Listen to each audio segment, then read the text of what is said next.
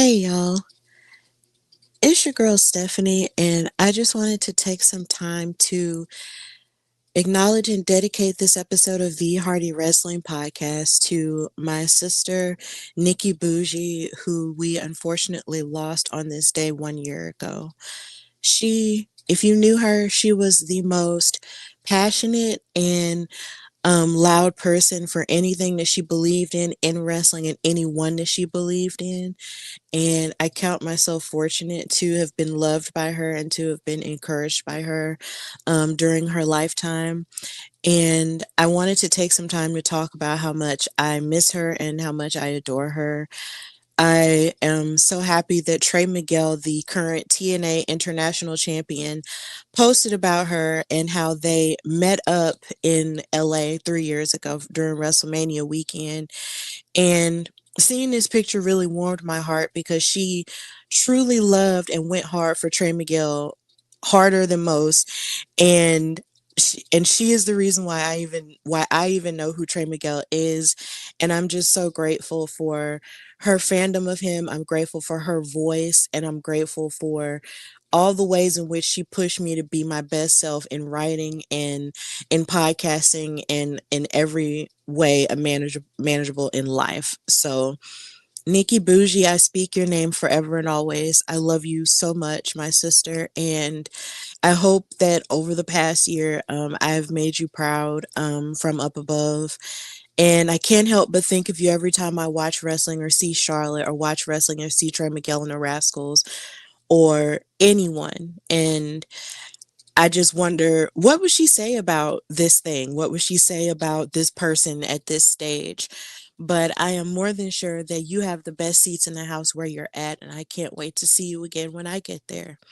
So, Nikki Bougie, I love you, and I will speak your name forever and always. This is the Hardy Wrestling Podcast. I love you, my salt shaker.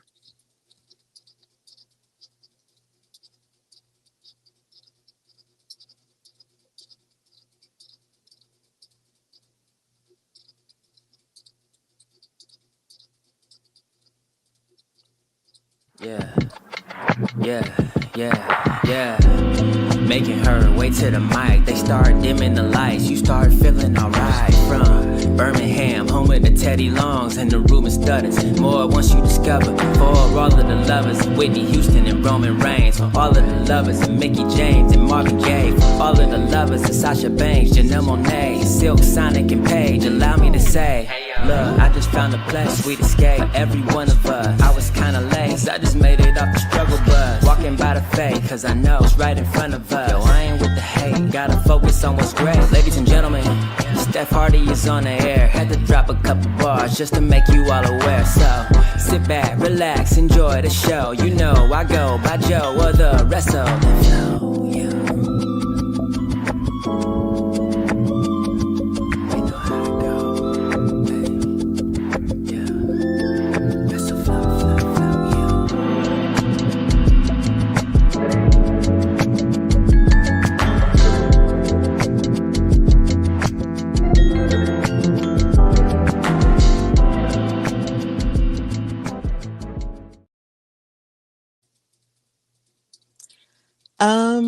Hold on. Hey y'all, welcome to a new episode of the Hardy Wrestling Podcast with your girl Stephanie Hardy. I'm going through some tech issues and I'm trying to figure out currently at the moment. So if my screen disappears or if I get smaller or bigger randomly, then that's what's going on. I'm so happy to be before you guys on this Easter Saturday to talk about everything that's happening in the world of professional wrestling. There's been so much that has even coalesced within the last 24 hours that I want to talk about. So I wanted to just come on here and add my 2 cents. Sadly, my co-host Bianca Addison couldn't be on the episode, so we'll send her best wishes and awesomeness. And she will be back on the next episode, I promise. But I just wanted to come on and talk about some things. So of course, if you're watching me live on Facebook, YouTube, Twitter, or any of the other things, thank you so much. And of course, share, repost, and copy links of things as I'm live, or of course, as you see clips going around of me talking about certain things, and continue to support the vibe. And I'm just really happy with the space that I'm in right now. The space that wrestling is in, however, is just very interesting to say the least. But I just still wanted to come on here on this episode and say what I have to say and not apologize for it and stand on business, because that's just what the Hardy Wrestling Podcast is about. So, I do want to get into some news and gossip ish, but it's only one story that I felt like was was capturing my attention all throughout the week on social media, as it tends to do when certain people decide to say things and then people also decide to run with it and just be all like, oh my God, can you believe this person said this? So we're going to move into news and gossip ish.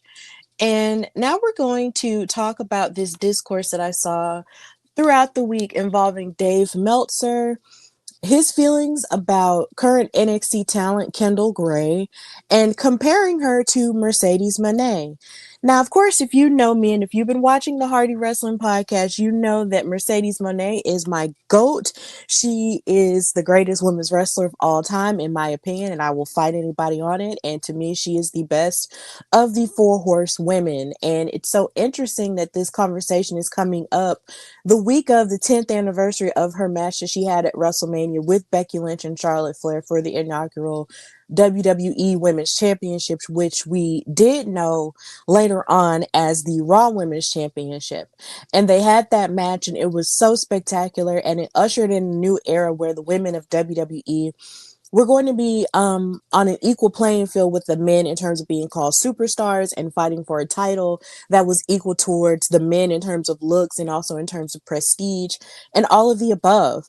But this week, I saw that Dave Meltzer, who is the host and creator of the Wrestling Observer newsletter and radio, talk about how Kendall Gray is essentially almost on the same level as Mercedes Moné in terms of her growth as a wrestler, and also basically saying that she feels like she could very well surpass Mercedes in terms of success and all of the above. And this caused a lot of chaos online, even having the former gear maker of Mercedes Moné and ex-husband Makazi even chiming in as well, stating feeling as if that you can't really compare the both of their journeys, considering Kendall Gray had been training in the WWE Performance Center system her entire wrestling career as it stands now, whereas Mercedes was wrestling in the indies after she had gotten her training and then made it to the PC and NXT, and then of course kept training outside of that and then becoming the person that we know her to be today.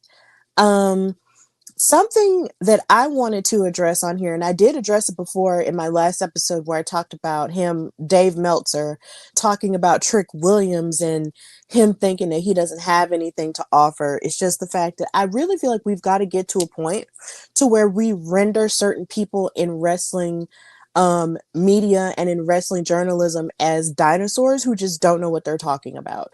And Dave Meltzer, um, is one of those older men who have a tendency to use sort of outdated forms of thinking and mindsets in order to compare what the current state of wrestling is, and that just does not fit. And I will never get on here and disparage anybody, and I feel like that's a lot of what was happening online too, is that there was always, it was like he started the comparison and other people online started taking it further and comparing everyone and comparing these two women against each other. And I feel like we do, as a wrestling fandom, have to get to a point where we have to stop comparing women to each other and just letting them rock in their own unique way. And Kendall Gray is still relatively young. She was wrestling and grappling with boys on her wrestling team when she was in high school and in college, as far as I know, as I've done my research. And then she got signed once she had her tryout and everything. This woman is talented and she's taken to wrestling like water, kind of like a duck to water, kind of like Kurt Angle did back in the day, because he was a wrestler. He was like a grappling Greco-Roman type wrestler who went to the Olympics and then went to WWE as well. So she's taken to wrestling like a duck to water and going really fast. Her trajectory is really fast. And that's impressive and really amazing for someone as young as she is, which means that her career is going to take her really far. And I can't wait to see where that takes her. But then on the other hand, you have Mercedes Moné, who has done so much, and she has essentially kicked down the doors for women like Kendall Gray to exist.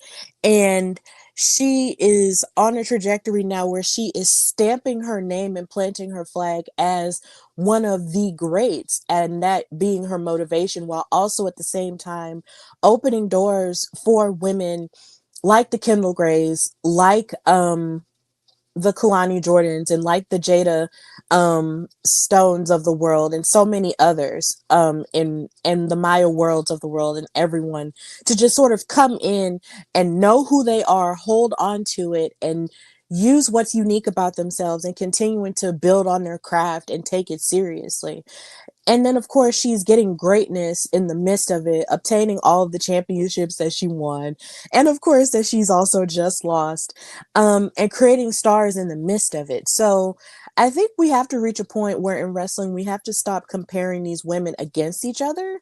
And also even stop comparing men against each other. But mostly when it comes to the women, stop comparing them to each other, because they're all impressive and unique in their own way. And they should be allowed to be impressive and unique in their own way without having older white men and white pundits comparing them, and being all like, oh, well, this person has this and they're going to be like this. And no, we've got to leave that sort of thinking behind and just let these women prosper in the way that they're going to prosper. And I just wanted to come on here and say that, because that was something that, caught my attention.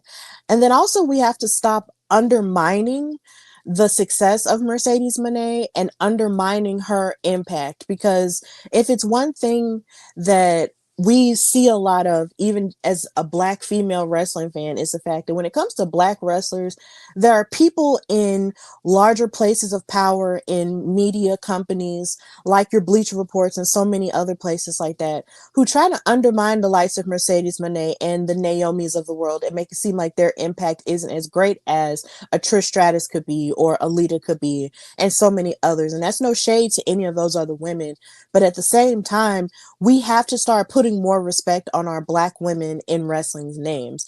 You have the Jackies, you have the Jazzes of the world, and how they have even solidified themselves the exact same way as the other women have, but the respect is not given, and that's not fair. So when it comes to Mercedes Moné, there needs to be more respect put on her name. There needs to be more of an icon status that she is given, and she needs to be respected as the greatest of all time. Because in all of the lists that have even been made, you can't make them without Mercedes, throughout every company that she has worked for. And like I said, she has created so many other female stars who might not have gotten the same amount of attention if it wasn't for her wrestling them, or them beating her, or all of the above. So we need to start putting more respect on Mercedes Moné's name, and not just poo-pooing her off to the side for the Beckys or for the Charlottes or all these other people. I mean, yes, they are successful, but these black women are just as successful, if not more. Because when you are a black person in any type of field, you have to do twice as much to give it half the recognition. And it's about time in 2026 we stop doing the half of the recognition and give them all of the flowers that these women are due. And Mercedes is due for all of her flowers. So, yeah, that was just a lot that I had to say about what I saw going on online involving the discourse with Mercedes and Kendall Gray. But we'll talk more about Kendall Gray a little bit later, um, as I get into my predictions for Stand and Deliver. And so as we move forward into this special segment where I give my Stand and Deliver predictions. I just want to talk about how special Stand and Deliver is to me. Um, as an NXT pay per view that really isn't a takeover anymore, but also at the same time, it's still very special because I've been to two of them, and attending two of these events have just been like a huge honor and a blessing for me. I got to go to the one in Los Angeles where Carmelo Hayes and Braun Breaker main evented for the NXT Championship at the Crypto.com Arena slash Staples Arena in LA, and that was awesome. And then I got to go to the one in Philadelphia where Carmelo and Trick Williams main evented and became the first black male main event to ever take place during a WrestleMania weekend. So Stand and Deliver has a very special place in my heart. And it was kind of different when they did announce that Stand and Deliver wasn't going to be taking place during WrestleMania weekend. That kind of made me a little sad because nostalgic wise, I'm just like, you're used to getting up on WrestleMania Saturday and seeing the young guard sort of stake their claim, and then you're seeing the bigger show on that Saturday. But when it comes to NXT as its own brand, I'm actually kind of glad it has its own identity in a way that it can pull away a bit from WrestleMania and just be its own thing outside of that. Um, and it's so funny because I was just thinking about last year and how I was in Las Vegas and how I was walking around after SmackDown before that WrestleMania. And then I was walking around the strip and I saw Javon Evans, who was set to main event that Stand and Deliver the next day. And he was walking around with supervision because he couldn't be, on the strip doing the adult things. So it's just interesting how things just sort of evolve, even within a year's time. And now he's going to be on the WrestleMania card this year. It's just a blessing to see how things evolve that way. But me and Bianca will more than likely have a WrestleMania episode later down the pike as we get closer. But of course, I'm here to give my Stand and Deliver predictions because it's taking place tonight in St. Louis at the Factory. And I'm really pumped about it because St. Louis has a lot of great wrestling history. In the Chase Ballroom, that's also where NWA's Empower took place, and that has a special place in my heart as well. So it's going to be really cool, and I'm really excited about it. So let's get into these predictions. Now, of course, Sexy Red is going to be there, and she has come out and expressed her fandom in wrestling, and definitely as an NXT fan. So I can't wait to see what she's going to offer, in terms of being there in her hometown. She was at SmackDown, and they showed her during the commercial break. I think I missed that, but yep, Sexy Red is going to be in the house, and that's going to be cool. And hopefully, maybe she'll get more involved in things like she did, or maybe she'll just, perform or something. But either way, I'm pretty okay with seeing Sexy Red there. And here again, this is me pushing for more female celebrities in the ring because I need to see it. I need more of it. We saw Little Yachty last night. We've seen Jelly Roll do the things. I need more women celebrities in the ring. Please make it happen. I don't care what you got to do. Make it happen. So, in the countdown to Stand and Deliver, which you could call the pre-show, but they call it the countdown, we have a 10-person tag team match with Team Hank and Tank, EK Prosper, who's formerly known as Eli Knight from the Speed division, Shiloh Hill, and women's speed champion Ren Sinclair going up against Birthright. I feel like Birthright is a really fascinating faction in terms of NXT and where they were going with it. I know at one point they thought for sure that maybe Uriah Connors' brother would come, but as it turns out he made his AEW debut, so that didn't happen. But either way, I'm really interested in seeing where Birthright goes, because to me they remind me a lot of the Legacy faction that we had with Randy Orton, Cody Rhodes, and Ted DiBiase Jr. back in the day, except they're a lot larger in numbers. And what's so funny is that you have Stacks there because his as far as I know, he doesn't have any family in wrestling, but of course, by marriage, he will be attached to Santino Marella with Ariana Grace, the Knockouts champion, there as well, with Charlie Dempsey and Lexis King. So I'm interested to see where this could possibly go with them as a faction. But I'm gonna predict that Team Hank and Tank will win simply because I enjoy them most. I enjoy them kind of like as an island of misfits toys kind of thing, and I just want them to be stronger as a unit and win. And I'm glad to see them be a part of, NXT Stand and Deliver in this way. Um, but I am interested to see how Birthright will try and get the upper hand. They might be underhanded, they might cheat, but at the same time, can you really cheat in a 10-person tag team match? I'm not sure. But I am predicting that Team Hank and Tank will get the upper hand and win. So that's my prediction for that countdown match to Stand and Deliver. So now we're going to move over to the main card. Ow. And of course, we're going to talk about the women. This is the match that I'm the most excited about when it comes to the women outside of the championship match for the women. I am so pumped for Sol Ruka versus Zarya because these two women gave not this week, but last week, they gave a promo that definitely gave me the vibes of Naomi and Bianca Belair, and when Naomi revealed that she was the one that attacked Jade. Like, their promo gave me all of those feelings when you heard the frustration of what Zarya was feeling while she was friends, with Sol Ruka and tagging with her. Now, of course, while we were enjoying and having fun, and they were enjoying and having fun with each other in their friendship that Sol Ruka did pursue, and all of the above, Zarya was holding a lot of emotion back, in terms of watching Sol Ruka rise in her stardom and rise and win all these championships or whatnot. Even at last year's Stand and Deliver, when Sol wound up winning the Women's North American Championship in that ladder match. And they wound up having to fight each other, and Sol knocked her off of the ladder.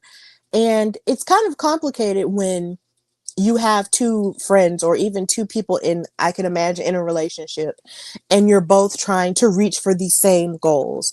And you're watching one person that you love get all of these opportunities and get all of these things, but also at the same time, you want these things for yourself too, and you can't deny that. And it seems like all of it just came down to a boiling point with Zarya, and she just couldn't take it anymore. But on the other hand, I feel for Sol Ruka because, as driven, as much as I understand being friends with somebody in the same um industry issue, I think the thing that I identify most with Sol Ruka is wanting to succeed no matter what. And Sol Ruka cannot help that she took all of these opportunities and ran with it. Like, what was she supposed to do? Just keep giving up opportunities over and over again for Zarya, or give up these opportunities just to feed into Zarya's insecurities? Absolutely not. Because I am honestly of the notion, in my own life, I feel like as much hard work as I'm putting in, you need to put that hard work in too. Like, nobody in life is going to hand you anything. You've got to work for it. You have to strive for it. Like, you have to sharpen your tools so you can be ready when the opportunity, presents itself. And if you're not doing that, then that's not my fault, because I'm sitting here doing all these things and working and doing my best, but yet, and all these opportunities are coming, and you're expecting me to just turn them down. You're expecting me to turn down the Royal Rumble. You're expecting me to turn down performing at Saturday night's main event, which had the caveat of being the Saturday night's main event that had John Cena's final match on it. It's like, you're expecting me to turn down all these opportunities just to make you feel better. No, that's not how life works. And honestly, I am actually on Team Sol Ruka for this. So I'm predicting that Sol Ruka might win this match, because she has a lot to prove here. Number one, she doesn't have a lot to prove because she has won a lot, but at the same time, I feel like she needs to win simply because she needs to prove to Zarya, like, look, man, I'm the top girl and you just got to deal with it. And you'd have to sit in the fact that a lot of the opportunities that have come your way, you have lost because you weren't focused, or you have lost because, of other outside interferences, but it wasn't because of me. So yeah, I'm predicting that Sol Ruka is going to win. But I also wouldn't be mad if Zarya won either, but I am definitely on Team Soul when it comes to this. And I know that might make me sound like the bad guy because a majority of people on the internet are on Zarya's side, but I am on Sol Ruka's side because I'm not going to sit here and be sorry for opportunities that I get just because you ain't getting them. Like, I'm sorry, that's not gonna happen, and I feel like that might make me sound like a bit of a butthole, but I mean, I don't know. Yeah, I'm on Team Sol Ruka for this. I'm predicting that Sol Ruka will win this match. Now, in moving into more championship territory for the women, we have Tatum Paxley going up against Blake Monroe for the NXT Women's North American Championship. Um, Blake Monroe has been sort of crashing out ever since she lost the title, even going as far as to saying that she actually never lost it. But no, ma'am, you actually did lose it because the referee counted 1, 2, 3, even though it was kind of controversial at the time for you to have lost to Thea Hill. No, you actually did lose. So, I'm predicting that Tatum Paxley is going to win because here again, she's someone who has a lot to prove and she just won the title. And it kind of wouldn't make sense for me if she lost at Stand and Deliver after just winning it and also just defending it successfully against Izzy Dame. I want her to have this big opportunity in NXT's largest PLE and win. And I want her to get her title back. And I want to see what happens when Blake Monroe crashes out even more. Like, that's what I want to see. So, I want to see Blake Monroe crash out. And I want to see Tatum Paxley retain her North American Championship. So yeah, that's my prediction. I'm predicting that Tatum Paxley will retain that title. And Blake Monroe is going to crash out more and more as the glamour and the drama. And finally, when it comes to the women, we have a triple threat match for the NXT Women's Championship involving Jacy Jayne defending her Women's Championship against Kendall Gray, who we did talk about before, and Lola Vice, who is also one half of the AAA mixed tag team champions with Mr. Iguana. I want Lola Vice to win this match. I want Lola Vice to win this match more than anything in this on this world, because Lola has been grinding it out for a while in NXT, and she has had multiple opportunities as the women's breakout tournament winner against Kalani Jordan. Like, she has fought so hard and she works back and forth between NXT and AAA, and she has definitely proven herself as a standard bearer in the women's in NXT women's division, that it makes no sense that she hasn't won singles gold outside of AAA at this point. She's even undefeated in the underground now. So I feel like it's Lola Vice's time. I want Lola Vice to win so bad. And then, of course, this is another opportunity to make up for that one championship match she had against Jacy Jayne, where my other Bama Barbie, oh my God, why am I blanking on her name? I see it. I see it as clear as day. I see her face, and I'm so sorry. In terms of Fatal Influence, it wasn't Fallon Henley, but I'm blanking on her name right now, and I feel bad about it. Like, she joined Fatal Influence and then stabbed them in the back, and then, well, not stabbed Lola Vice in the back, but she essentially got in the way of her winning that title in front of her family, and I want her to get her lick back for that. Now, Kendall Gray, it would be amazing if she won the NXT Women's Championship, given her trajectory so far of having to give up the Evolve Women's title and relinquish that. But here's the thing. Lola has been there since NXT 2.0, and I want to see her win a championship. So I'm predicting that Lola Vice is going to win it all, and she'll be a double champion, and it'll be a cool visual for her, and I just want that to happen for Lola Vice really bad. Jacy Jayne has been an amazing champion, even though, she's a heel and she's a bad guy. She's been a great champion 2 times in a row, and she's proven that she wasn't just the third wheel in Toxic Attraction. she has stood on her own, even with her own faction. And I feel like, you know, her time is up and Lola Vice's time is now. And Kendall Gray has all the time in the world at this point to win the title. So I feel like it's not a matter of if, but when for her. But I just don't think this is it for her. And I feel like it's Lola Vice's time. It has to be Lola. It has to be Lola. It just has to. So Lola Vice is my prediction to win the NXT Women's Championship at Stand and Deliver. So, yeah. And now we move into the men and these title matches. And of course, now we're going to talk about the NXT Tag Team Championship match between the Vanity Project, with Jackson Drake, of course, being in their corner, going up against Rayo and Bravo, Los Americanos. I kind of want the Vanity Project to retain the title simply because I'm kind of just tired of the Los Americanos gimmick as a whole.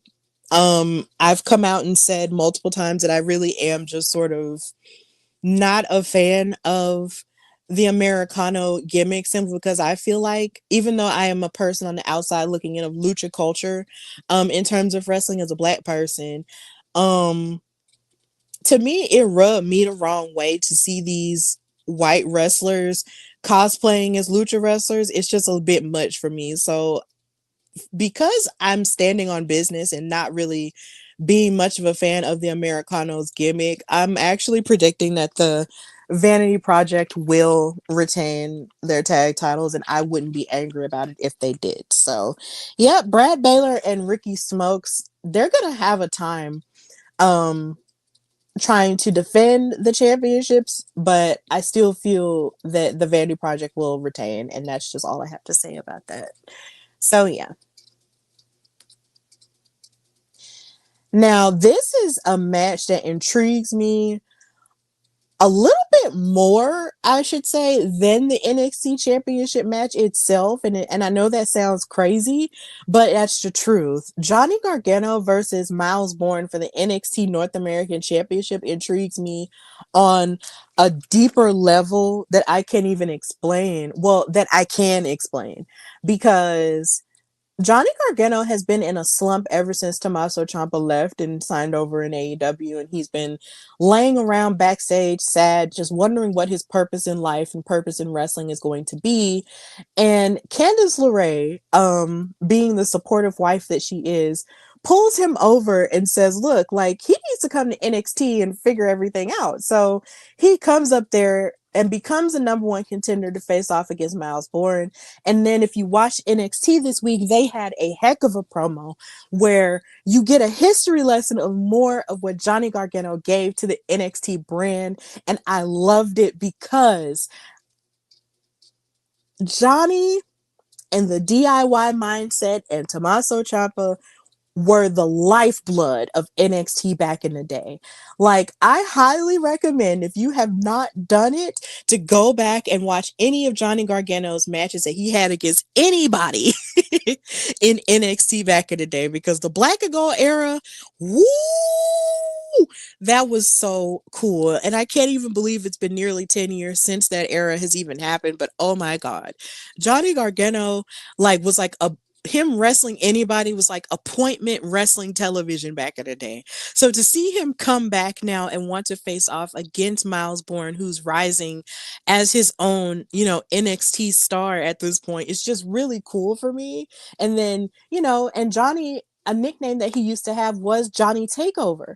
And he used to really like make that his thing. Like, he used to perform so well against the likes of Adam Cole, against Andrade, against everybody else, for like in these matches for the NXT takeovers. And of course, they're not called takeovers anymore. They're just these events like Stand and Deliver or, Roadblock and all these things because of the eras and how we evolve and things. But no, like, Johnny Gargano is a pillar. So as much as it pains me to say this, because I love Miles Bourne all the way down, I kind of want to see Johnny Gargano win the title, because I just don't want to see him sad anymore, number one. And number two, I just want to see him be on top again. I want to see him win this title that he helped to create and put prestige behind and everything. I just love I this just made me feel so happy as a fan of NXT in the black and gold era. So I can't wait to see what happens here. I want to see Johnny Gargano win. So I'm predicting that Johnny Gargano will more than likely win the North American Championship. But if he doesn't win, I won't be mad either. But still, Johnny, give me that old feeling back. I loved it. It was great. So, that just gave me all the feelings. Oh my God. Why? What is happening at the time? And finally, we have the NXT Championship match in a fatal four-way on April 4th. Haha, gotta love the number 4.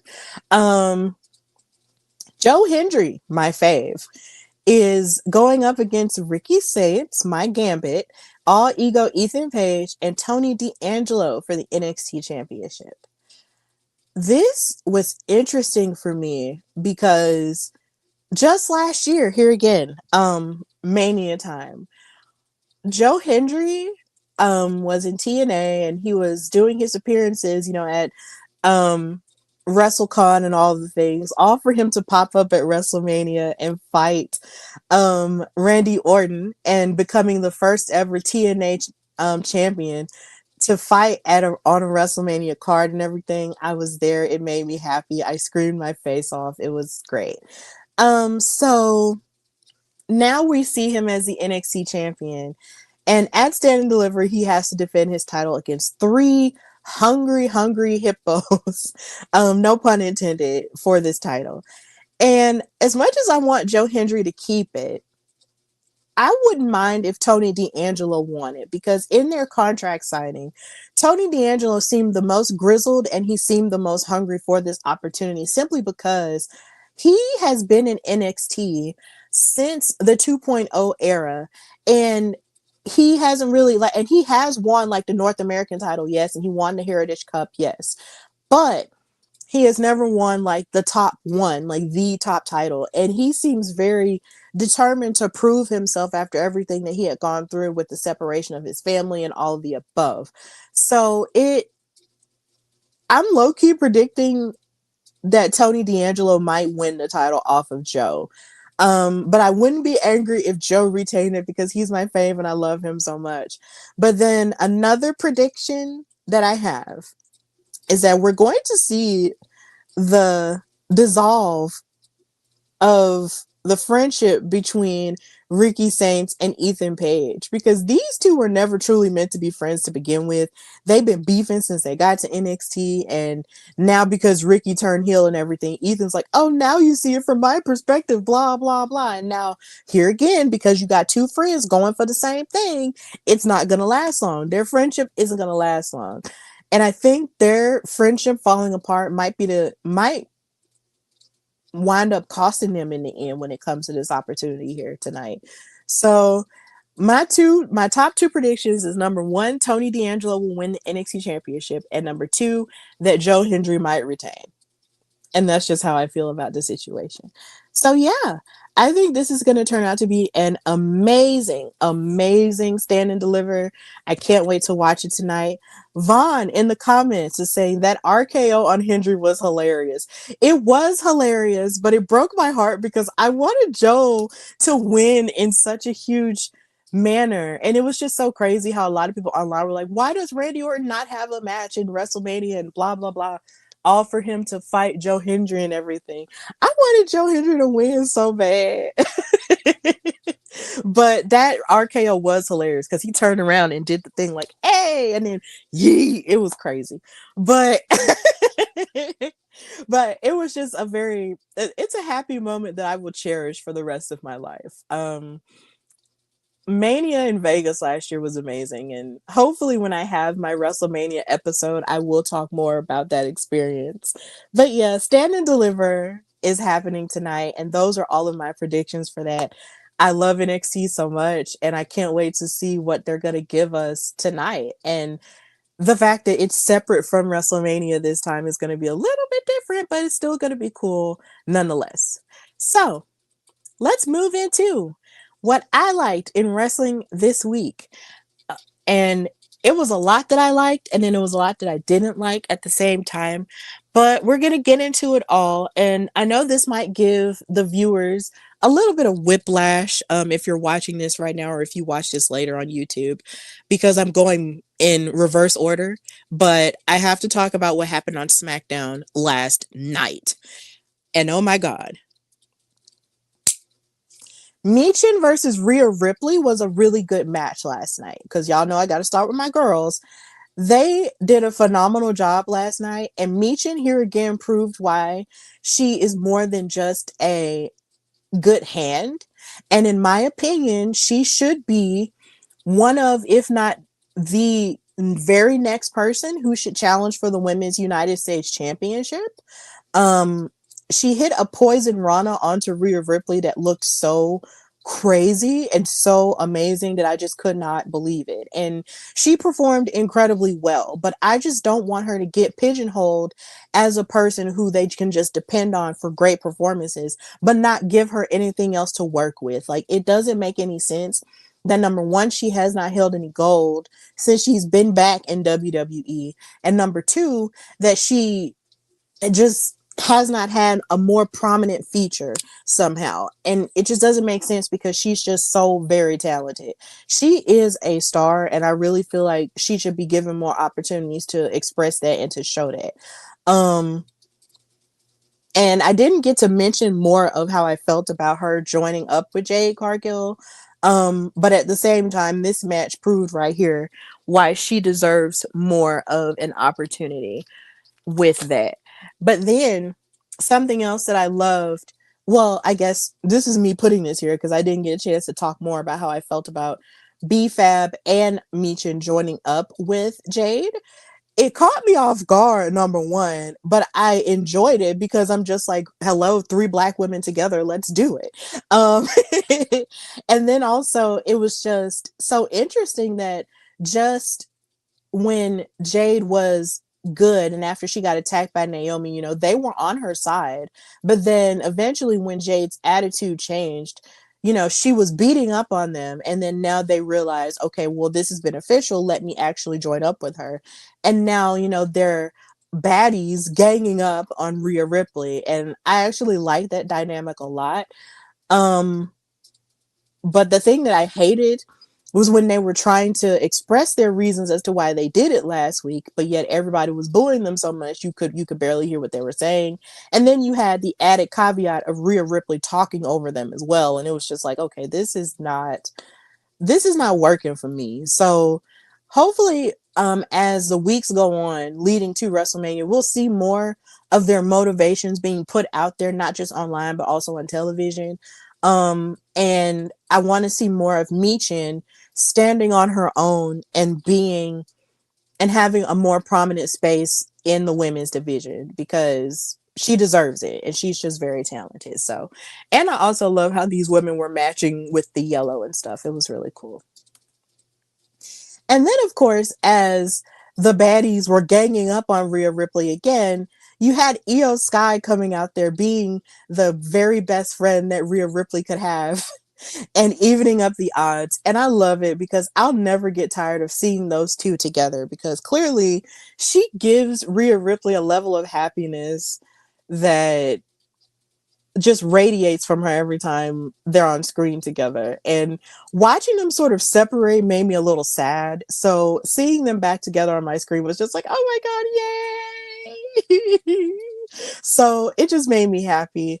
But I do wonder what this means for the trajectory of Io Sky when it comes to WrestleMania, because Rhea now, of course, has her championship match against Jade, but it was just last year at Mania in Vegas where Io Sky was the women's world champion. She won it off of Rhea, and then her and Bianca Belair had that spectacular match last year. And now we're seeing Rhea being positioned as the top girl, but then you have Io sort of in a mystery cloud of sorts. And that's a little bit weird for me because she's been performing so well singles wise and tag team wise all year long, to the point to where it's just kind of like, why doesn't she have a prominent space, in WrestleMania this year?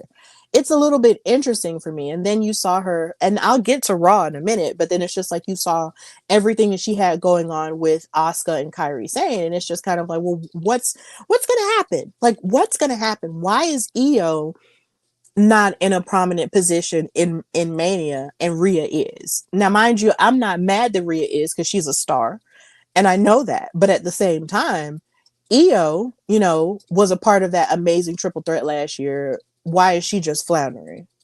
Why is that happening? But last night I was very happy to see them on my screen together again, because I just never get tired of seeing female friendships.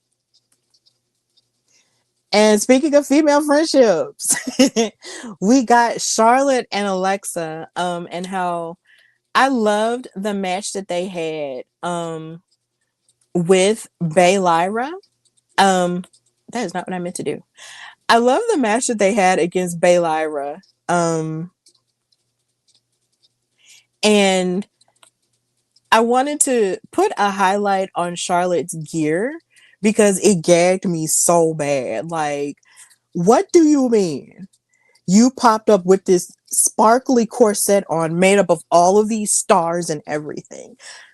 Charlotte is going to have to release a clothing line for the girls, because the way that she has been slaying all year long has just been absolutely nuts. Like, her gear has just been gagging me. And then she was in a commercial with Tiffany Stratton for a video game, and I think she had on this exact same gear, except she didn't have the corset part on.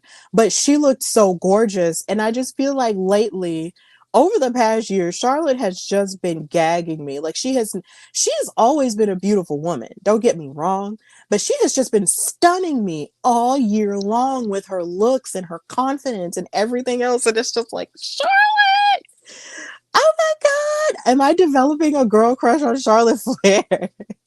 It's just so beautiful. I just can't get over how her style has just evolved over the past year, and just how colorful it is and how accessible it feels, and just, oh, it's just so beautiful. Like, my eyes are never starving for beauty whenever I see her, and it's just really great.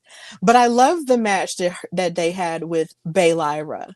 It was really cool, and I want to give Lyra and Bailey their flowers, but I definitely want to give Bailey her flowers as well, because Miss Ma'am had a whole sequence where she was beating up on, I think it was I think it was Alexa. Well, no, it wasn't Alexa, it was Charlotte. And that's what made it very spiritual for me. There was a spot during that tag team match where she stacked up Charlotte in the middle ropes and hit the double knees to her to knock her down, the way that Mercedes Moné would.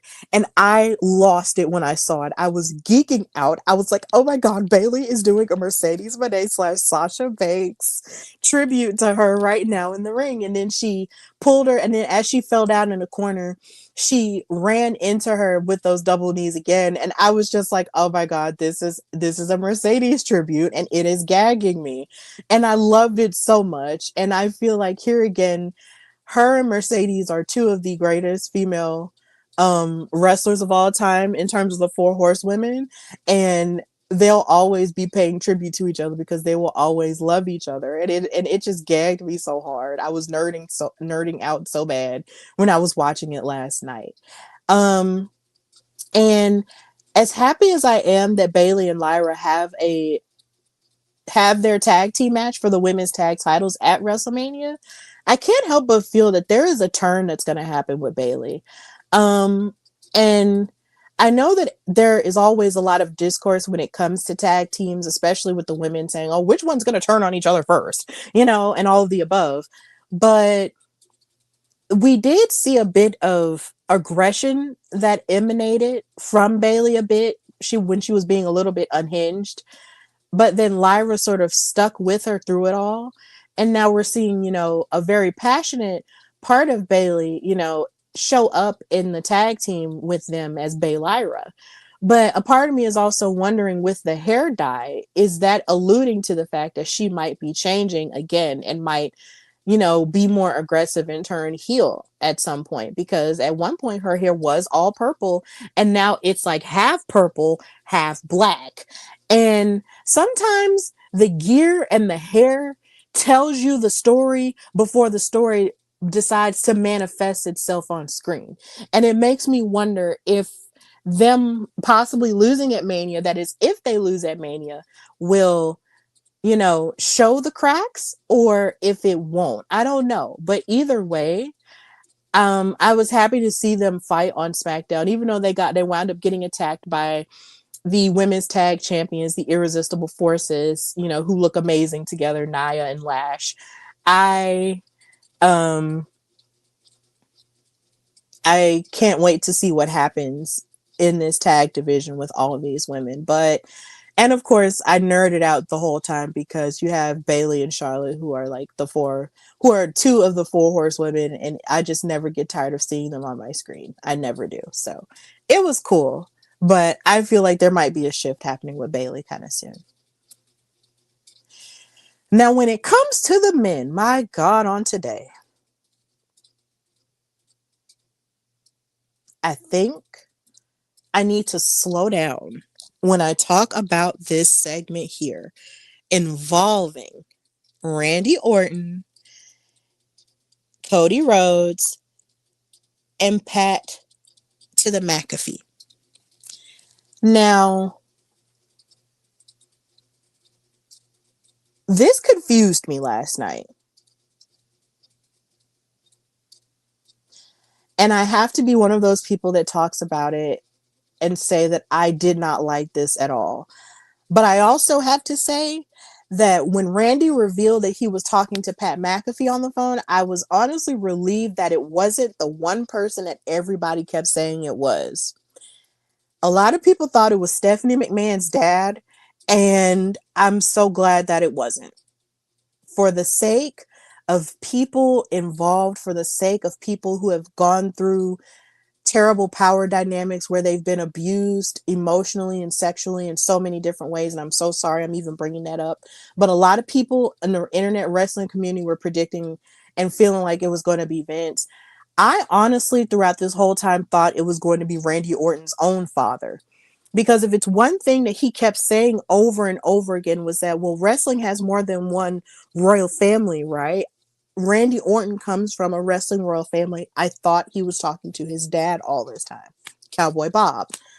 But last night in Randy's hometown of St. Louis, it was revealed that he was talking to Pat McAfee this whole time. And Pat decided that he was going to go scorched earth on the modern wrestling landscape and talk about how Cody Rhodes was a representative of that, and talking about how weak he thinks wrestling has gotten since Cody has been at the forefront of it, and how he feels like WWE of the current age has left behind people who were fans of the Attitude Era and the ruthless aggression and all of that and all of that. And my thing is, I feel like if it was going to be a battle of the generations, there was a way to do it that could have been a lot better and a lot more cohesive. Mind you, I've never written for a TV show, but I have written stuff before. You can read it on Daily DDT or wherever else. I feel like creatively there could have been a way that could have been conveyed a lot better than having Pat McAfee go scorched earth all of a sudden when we haven't seen him in God knows how long in wrestling. And we've seen him interview wrestlers on his show, but we have not seen him in the programming in a long time. So for him to just pop back up and be like, oh yeah, he was talking to me, and I and it and there are people like Randy Orton who should make it go this way and not this way, and making it a battle of the generations. It was just really random and it caught me off guard. But then on top of that, you're saying all this stuff about the battle of the generations and how it should be this way and not this way. But Randy Orton was only there for the ruthless aggression era and the more modern eras. He wasn't there for the Attitude Era. So why would he have that sentiment? It was really weird.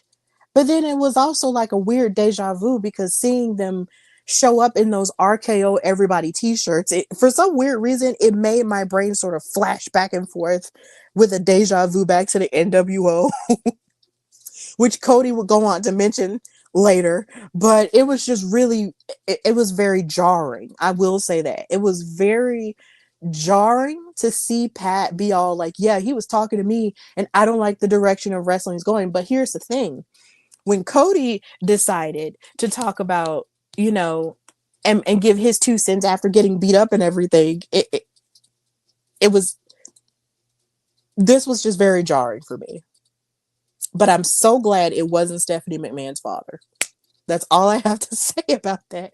I, yeah, yeah, it, woo, it just caught me off guard. And I know everybody lost their minds and talked about, you know, how terrible they felt like that was and everything. But then Cody had a lot to say after it too. But we'll get to that in a minute. But when it came to the rest of SmackDown, I loved seeing Tama Tonga stand on his own and say, look, and stand up, you know, to Solo Sikoa and talk about, look, this lantern has been driving you crazy and it's been taking the focus off of what's really important, which is us dominating SmackDown. You need to stop. But Solo pretended like he was okay with it once the lantern was returned to Uncle Howdy after that match ended.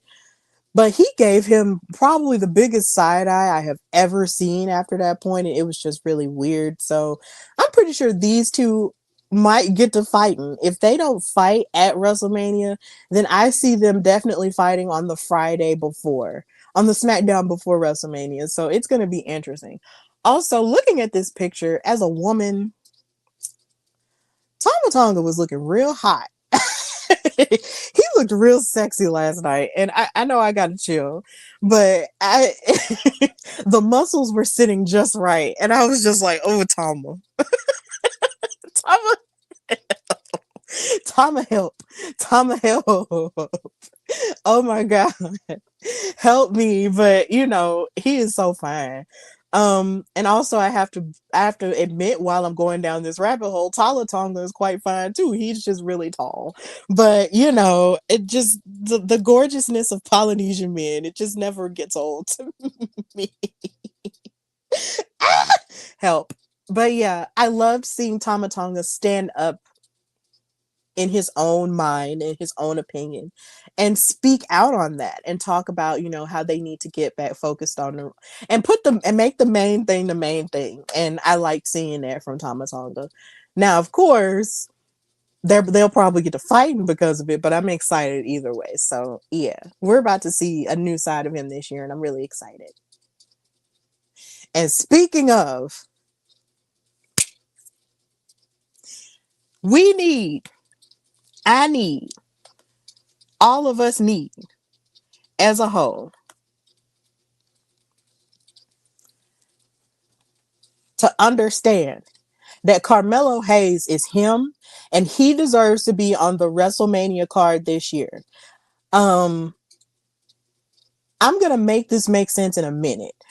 When it comes to the last 3 years of me being in these circles for WrestleMania and going to the things and being in the city for these things, something that I take an immense amount of pride in is being a fan of Carmelo Hayes from his NXT days.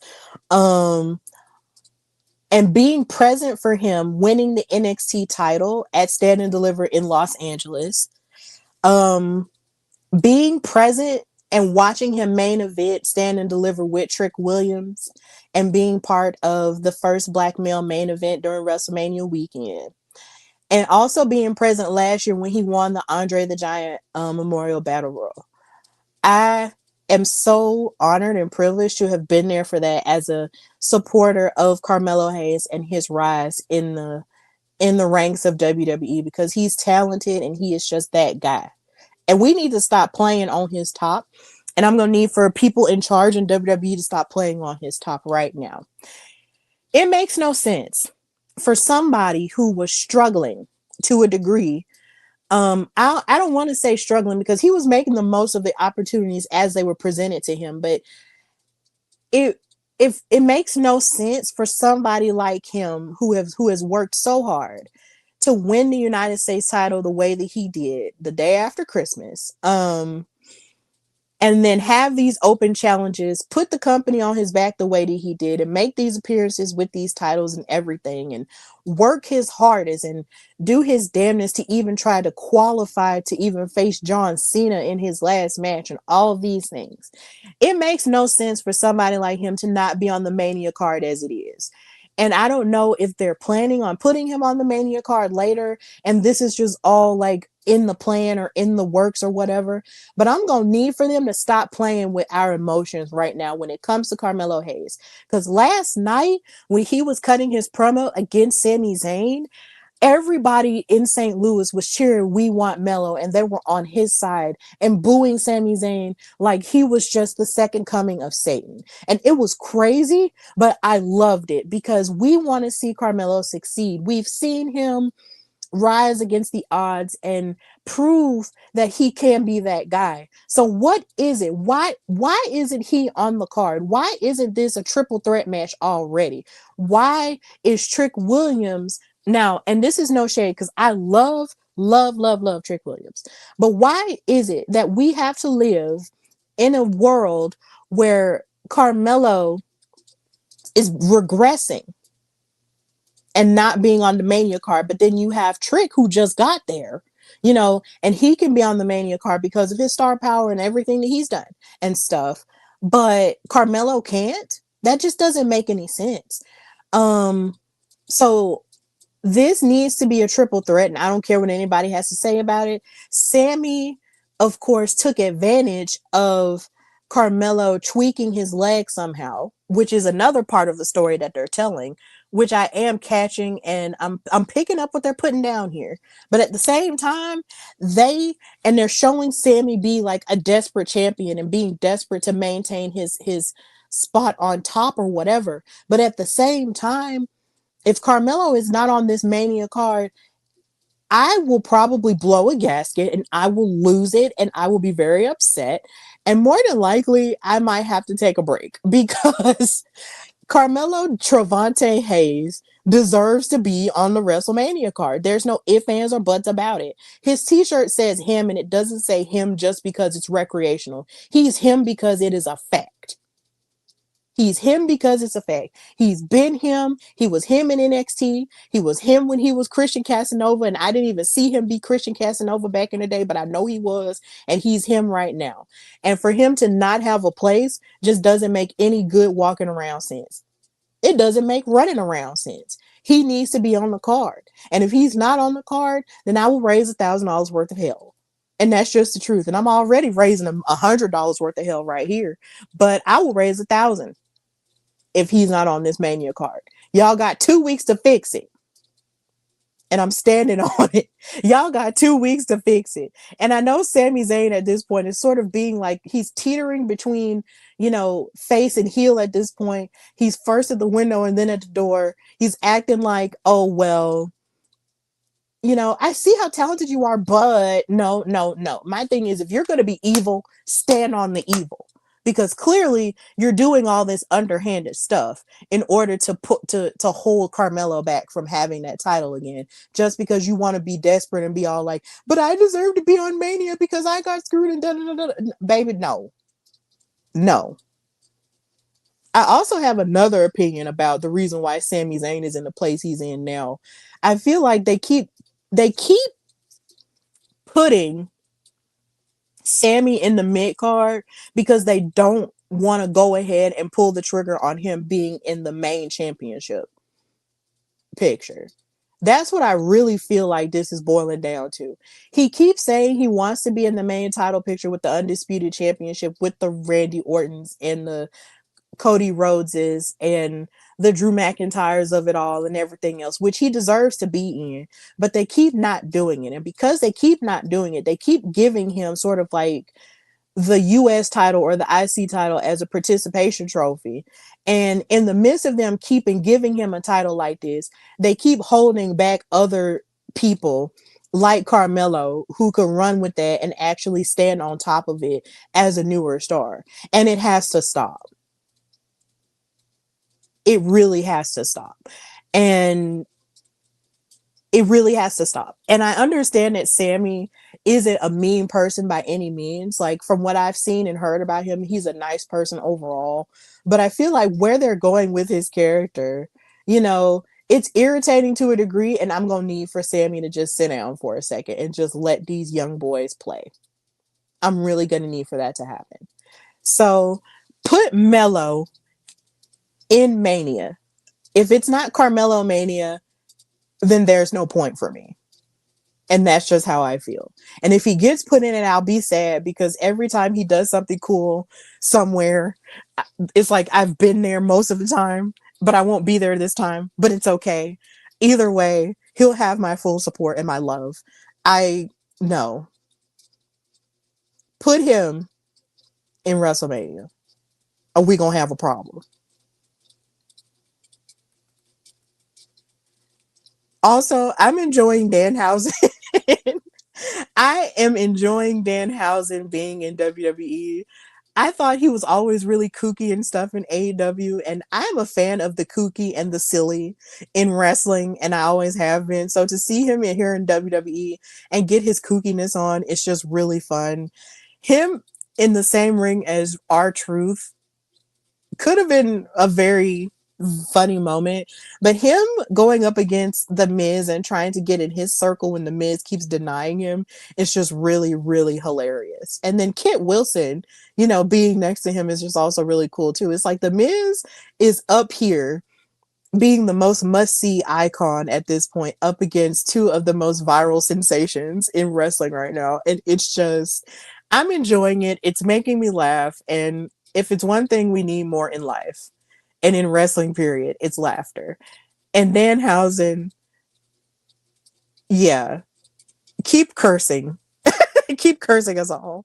And then I just think it's funny because R-Truth thought that was Oscar. That part had me in stitches last night. I could not stop laughing. It was hilarious. But in talking about back to the Pat McAfee, Randy Orton, Cody Rhodes situation. Cody Rhodes here again went scorched earth because he's angry that nobody thinks that he can beat Randy Orton because he's too much of a good guy. And he talked about how, I do have these kids and I'm not the same guy that I once was with the black hair and all the stuff.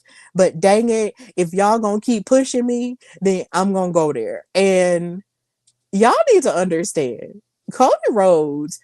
Y'all keep acting like Cody Rhodes isn't the same guy who wrestled an entire Hell in a Cell match against Seth Rollins with a torn pec. Y'all keep playing with him like he's not a dog, okay? He is probably the dog. He's from Georgia, okay? He's a bulldog. So it's just like y'all be acting like just because he's nice and sweet and because he's, a white meat baby face that he can't get booked. And I'm telling you right now, I want Cody Rhodes to get so buck at WrestleMania that we barely even recognize Randy Orton because he put him through a meat grinder. That's what I want to see at WrestleMania. I want to see Cody Rhodes get buck and I want to see him retain the title. This is me outright saying on this show right here, and I know this is the unpopular thing to say because everybody wants Randy Orton to get his 15th world title, and that would be cool and everything. But I want Cody to retain the championship at WrestleMania because I have been present at 2 WrestleManias where Cody Rhodes has lost, and it is not a good feeling. It's not a good feeling in any way, shape, or form. It's not. I hate when Cody Rhodes loses at WrestleMania. I hate it. I hate it. I hate it. I hate it. And I just don't want to see him lose again, number one. And number two, I'm going to need, if Cody Rhodes is going to beat Randy Orton, I'm going to really need for him to bring out the dog. Bring out the dog, Cody. Stop letting these people play with you just because you're a nice person. Y'all always make the mistake of mistaking kindness for weakness. But then when we crash out on y'all swear we the problem. Nope, we're not the problem. We are not the problem. Cody can do it. I believe in him. Okay. I believe in him. He can do it. He can do it. And then, of course, you have Monday Night Raw. And of course, I'm going to get into more of what I love with the women, but this is sort of a gateway into what I love with the women on Monday Night Raw. Stephanie McMahon, the future Hall of Famer, decided to pop up and give Cody Rhodes some words of wisdom in terms of going up against Randy Orton. And this was very intelligent to me. It might have seemed very random at first for some people, but it made sense to me because yo, if it's anybody who's been on the receiving end of Crash Out '09 Randy Orton shenanigans, it was definitely her. And even Cody said himself, a lot of the stuff that he did, we can't even show on the programming. We can't even show it on TV. But Stephanie was like, look, you're not like your father. You know, you can't get it done the way he used to get it done. You know, you don't have that dog in you. But then Cody bit back and said, look, I appreciate what you're trying to say, and with all due respect, you're not like your father either. And we praise God for that. So, um, she slapped him in the face and was like, look, you really need to lock in. And he said, look, thank you for that. And that was pretty much the end. And of course, this segment led to everybody online thinking that thinking that it was some type of dark power dynamic going on between her and Randy and her dad. And it was just a lot. But either way, it was very cool and intelligent to see Stephanie come out there and just be like, look, I know what this man can do. You really need to lock in. It was very intelligent and I appreciated it. Plus, I'm never going to get tired of seeing a fellow Stephanie on my screen because we're awesome. Stephanie supremacy. So, moving on. Love you. Now, when it comes to people who are doing too much against a fellow Stephanie, it's Miss Mama's Liv Morgan. Now, over the past couple of weeks, I have talked about how I really feel like Liv Morgan is embodying the privileged white girl persona that dates a person of color and thinks that they can just do and say whatever they can because, oh, look, I'm in now and I have proximity to people of color, so I can say this stuff. And that's really what she's acting like now. Because for you to go on screen and talk about Stephanie Vaquer's mama and then proceed to talk about how she's a puta and all this other stuff, I was just like, you are just getting hella disrespectful right now. And I'm going to need for you to bag. And then you talked about how your mom raised you, you know, to be, I forgot what she said, what her mom raised her to be. But then she also said that, you know, that she was made in those streets. Mind you, Raw was in Madison Square Garden. Madison Square Garden, the last time I checked, is located in New York. I have friends from New York who constantly drag New Jersey every chance they get. You are from Union City, New Jersey. Why would you claim New York? Like, I'm from these streets. No, you're not. You're from New Jersey. Specifically, you are from New Jersey. How could you claim New York when you're from New Jersey? It just doesn't make any sense to me. But what can I say? I'm from Alabama. But either way, it's just kind of like, girl, you're doing entirely too much and showing too much bravado. And you're feeding into the notion that Stephanie told you when you can't, knowing that you couldn't defend yourself without your family and without your privilege. Because guess who came back to jump on Stephanie when they got to fighting? Little Miss Roxanne. Roxanne has made her return. The prodigy is here. But here's the thing. You it's like you can't beat Stephanie without all of the privilege and without your family. And even though she's doing this as a bravado and as a power dynamic and as a mind game thing, she's essentially proving Stephanie Vaquer right. She is, and she just doesn't want to admit it.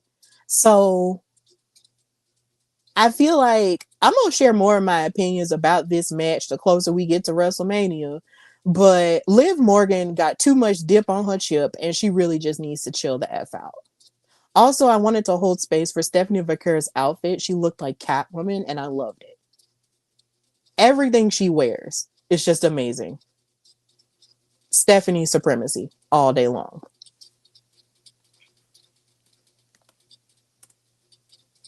Also, when it came to the women's tag team title match, I love that Michael Cole on commentary mentioned the last time women's tag titles were defended in Madison Square Garden and how it was between the Jumping Bomb Angels and the Glamour Girls. I love looking back on women's wrestling history in that way. So the fact that they mentioned that just, fed into more of my wrestling nerd um history type of thing. I just love that they mentioned those two tag teams there on the show when it came to the match between um the Irresistible Forces and Bailey and Lyra. It was just really cool. So I love that. And also, I have a theory when it comes to Io Sky and Kairi Sane. Io Sky had a match on Monday Night Raw against Raquel that she wound up losing due to the distraction of Asuka and Kairi Sane. And it's so funny. My dad was talking last night about how she feels like Rhea Ripley, about how he feels like Rhea Ripley might need a faction to go up against Jade and her baddies, B-Fab and Michin.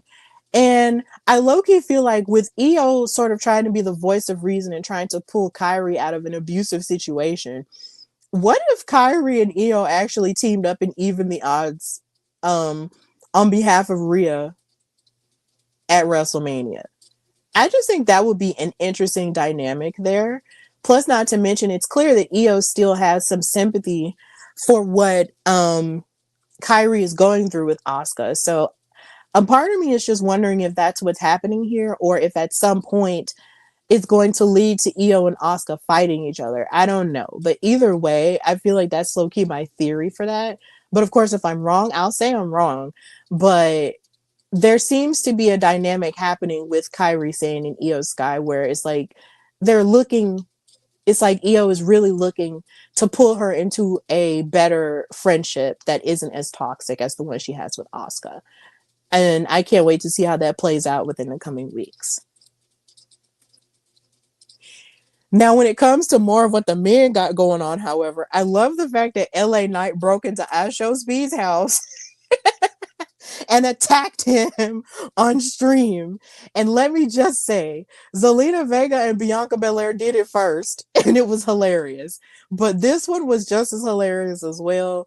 So this was really funny, and maybe this means that somewhere down the line we might either get a singles match between them two, or it might be like a tag situation with iShow Speed and the Vision going up against LA Knight and the Usos. I don't know.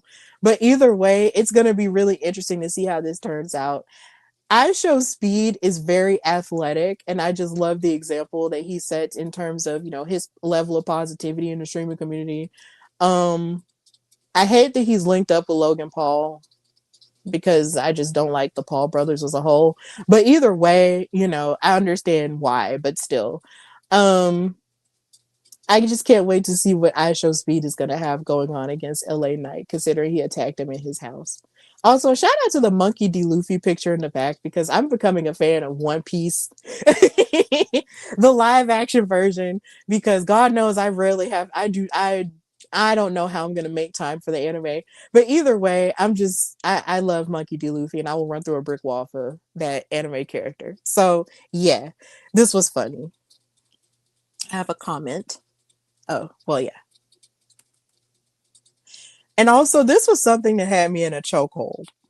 Oba Femi tossing this security officer as he was on his way to the ring to fight pumpkin-headed Brock.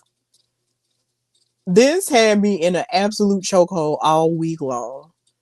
Do you know how strong you gotta be to pick up a whole person and throw them? This is Oba Femi's world, and we're just living in it. I there are just no other words in the dictionary to define the level of strength that Obafemi has.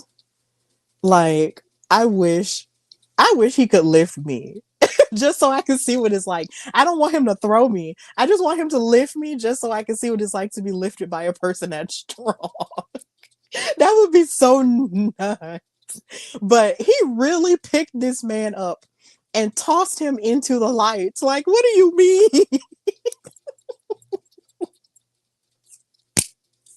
I love it. I love it. This has just been the most craziest road to WrestleMania I have ever seen. It's been crash out behavior, hence the name of the episode being Crash Out Symphony. Also, shout out to Ray because she's the one who inspired the name of the episode. It's just been a crash out road to WrestleMania, and this is one of the prime examples right here. Obafemi throwing a whole security guard.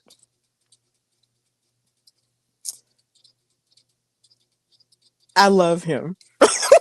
I love Obafemi so much. I just love him. I love him so much. Oh my god. And also, I want to give my flowers to Kofi Kingston because his match against Penta was really good for the Intercontinental Championship. I think they said on commentary that he had not challenged for the Intercontinental Championship in like over 10 years. And that's crazy to think about. But yeah, Kofi Kingston, for all the crap that people give him, this man is literally a Grand Slam champion. And more respect in terms of more flowers need to be given to him. Here again, where black wrestlers deserve more flowers, he definitely does. Okay. So yeah, Mr. Man put on a heck of a show against Penta. And while Grayson Waller was out there with his alliance with the Dark New Day, Kofi was yelling at Grayson Waller and calling him stupid and stuff and telling him to move out of the way because he wanted to do this on his own. And it's making me wonder, is Kofi Kingston about to go through a face turn in the absence of Xavier Woods? Because there was that one point where we did see him on Raw in the background talking to Javon, and he was trying to recruit Javon, but then maybe there's a part of me that feels like maybe Javon Evans is going to influence Kofi in the positive, and then we'll see like a newer version of Kofi, of Happy Kofi. I'm hoping so. I don't know. I just want to see Happy Kofi again because I love him and I just want to see him be happy again because I just miss him. And then with all the stuff that people are talking about with WrestleMania memories and talking about his place in WrestleMania history with Kofi Mania, it's just making me nostalgic for Happy New Day. So maybe him talking to Javon is sort of making him want to be better. I don't know, but maybe that's just wishful thinking on my part. But either way, this match was fantastic. And it led to Penta announcing that the Intercontinental Championship match at WrestleMania is going to be a ladder match, which kind of gave me shades of that ladder match that happened for the IC title, I think in Texas. If it wasn't in Texas, it was in California. One of the two. But either way, I'm excited about that. But Kofi deserves more flowers, and I want to see him be a face again. So, yeah. And also, is Gunther finna retire Seth Rollins? I'm scared because he wants to challenge Seth. And this was also very random too. And I'm pretty sure this is going to be a great match regardless. But is Seth about to retire? Because lately Gunther has just been fighting people who are getting ready to retire. And it's just like, is Seth, you just got back from injury. Are you trying to allude to something here? Because I don't think my heart can take another retirement. Please, Seth. Don't do this to me. Don't do this to me. Gunther will not be retiring you. I speak against it right now in the name of Jesus. You can't leave me. You can't leave. And I think really that's all. That's really all I enjoyed in wrestling this week. So we've reached the end of our time together. So thank you guys so much for watching this episode of the Hardy Wrestling Podcast. I hope, you are going to listen to it if you didn't watch it. You can listen to it on iHeartRadio, Spotify, Apple Podcasts, and anywhere else you get your podcasts. I think Amazon Podcasts as well. You can subscribe to the YouTube channel, which is the Hardy Wrestling Podcast with the logo over there in the corner with HWP in the middle of a diamond-shaped ring. You can also follow me, your girl Stephanie Hardy, on Instagram and Twitter at Queen Steph Hardy. And follow the show, The Hardy Wrestling Podcast, on Instagram at Hardy Wrestling Podcast and on Twitter at Hardy Wrestle Pod.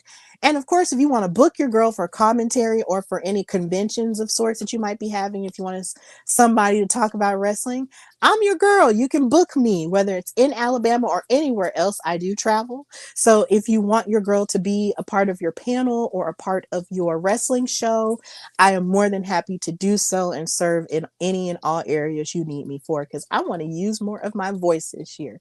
So yeah, just be on the lookout, because you just never know where I might show up. I will not be going to Vegas for WrestleMania this year.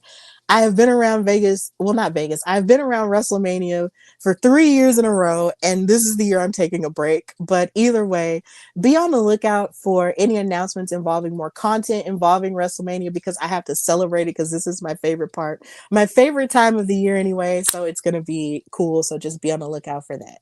So, of course, this has been the Hardy Wrestling Podcast with your girl, Stephanie Hardy. I hope you have a fantastic Easter weekend if you acknowledge that in any way, shape, or form, or a great holiday weekend or whatever. And until next time, bye, y'all.